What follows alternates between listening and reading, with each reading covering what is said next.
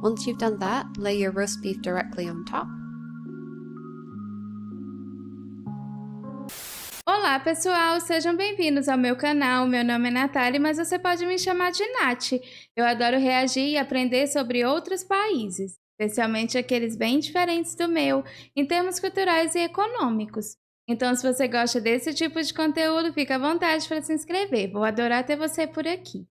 Bom, nesse vídeo eu vou reagir a como fazer sanduíche dinamarquês. Então é isso, sem mais delongas, e vamos para a reação. Hey guys, welcome back to Erin in Copenhagen. Today I'm going to show you how to make smørrebrød, which is that Danish open-faced sandwich. Now, if you couldn't tell, I myself am not Danish, so perhaps all the Danes watching this will get a kick out of how the foreigner makes their food. But it is pretty straightforward to make, even for someone like me who can't cook very well. I'm going to show you 4 Danish classics, as well as how I like to make mine, particularly if I'm in a rush and I can't really be bothered to do the works, which is often. Alright, let's hop on over to the kitchen. Okay, so what you're going to need is some rye bread, grated horseradish, a red snack pepper, an avocado, lemon, Meu Deus, eu quero muito provar esse lettuce, pão. butter, dill dressing, mayo, remoulade, more on that in a second, a hard-boiled egg, cherry tomatoes, some fresh dill, a pickle or 2, small prawns, roast beef, smoked salmon, and breaded plaice, which is a type of white fish. For sourcing the remoulade, often Polish supermarkets have that, or you can just buy it online. But if you're in a pinch, you could just use mayo. You really only need it for a small section anyway. Alright, so let's start with the roast beef one. Caramba, mas o pão de vocês tem muitos grãos. Isso deve ter um sabor incrível, muito saudável. Gente, esse pão é o que é mais popular no país de vocês? Get a piece of rye bread and do a thin layer of butter all over.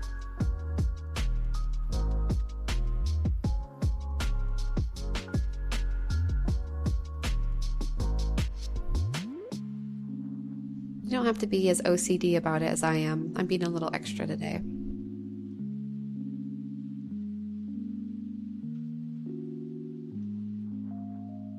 Once you've done that, lay your roast beef directly on top.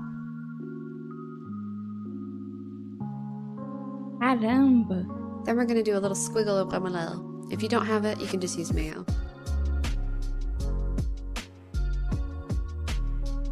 And then we're going to go in with our grated horseradish. Isso é tipo um queijo Do a pretty ralado? generous helping of it on one side of the sandwich.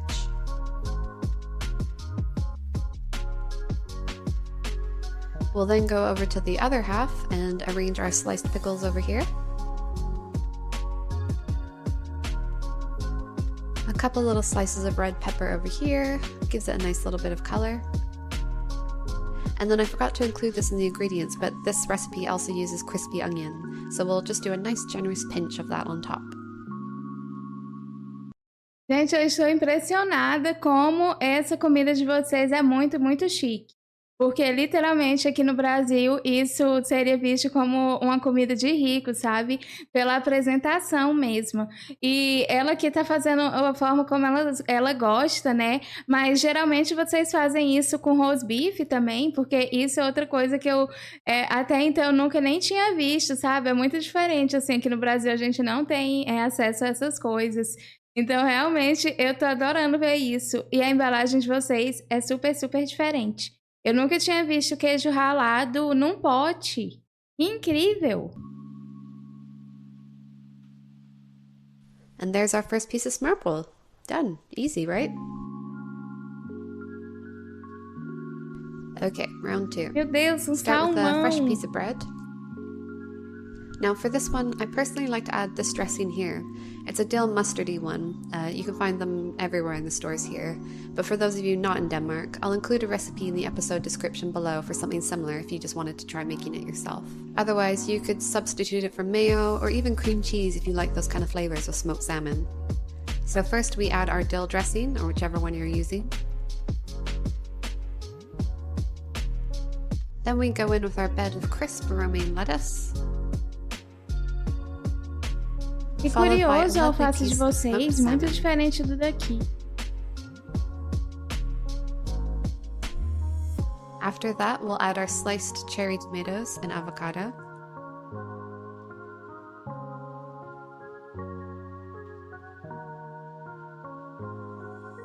And to finish, we top it off with a sprig of dill.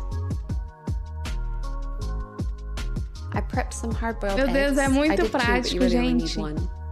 We're using a small handful of frozen prawns, defrosted and washed. So we get our bread, then we'll add another little bed of lettuce. Then our sliced hard-boiled eggs. Then comes a little squiggle of mayo. You can just adjust to whatever amount you like. Now comes the prawns. Add a little pile to your bread. And finally garnish with a slice of lemon and a sprig of dill. That's it. Meu Deus, isso nunca seria possível fazer com On esses to our fourth and ingredientes. final Danish Isso classic. aqui I é prepped muito by caro. pre-cooking my frozen breaded place in the oven for 20 minutes. So this smørrebrød is a warm dish, unlike the previous three. É pra And fazer lay the fish quente. directly on top.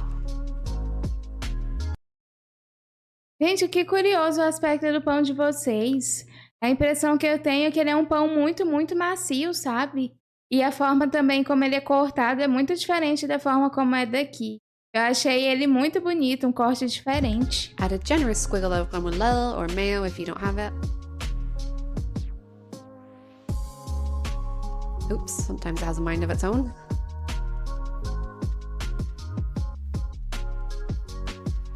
Let's just get that out of the way. Then we add a slice of cucumber and a slice of lemon.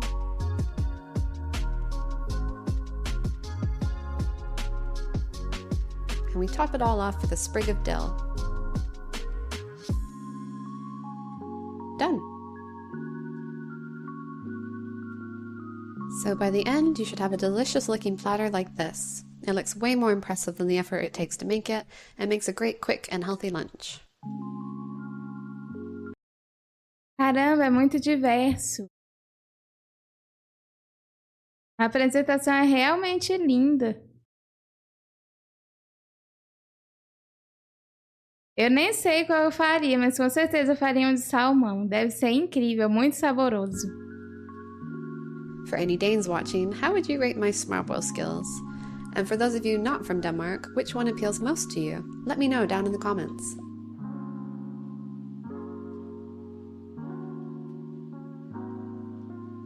Smørrebrød that is piled high. It's all about the aesthetics, and this is normally what you'd find more at parties or formal functions. However, day to day, Danes wouldn't really make the højbelagt smørrebrød, and the rules about making smørrebrød kind of go out the window. A more typical, realistic smørrebrød lunch would be grabbing a piece of rye bread, seeing whatever you have in the fridge, and just kind of putting together whatever flavors you like. So with that little explanation out of the way, here's an example of a more simplified smørrebrød that I like to make, as we typically have these kind of ingredients in our fridge on any given day. So a more typical day-to-day smørrebrød I might make is grabbing a piece of rye bread and spreading a very thin layer of mustard on top. Then I'll add some salami. I really love this peppered one here.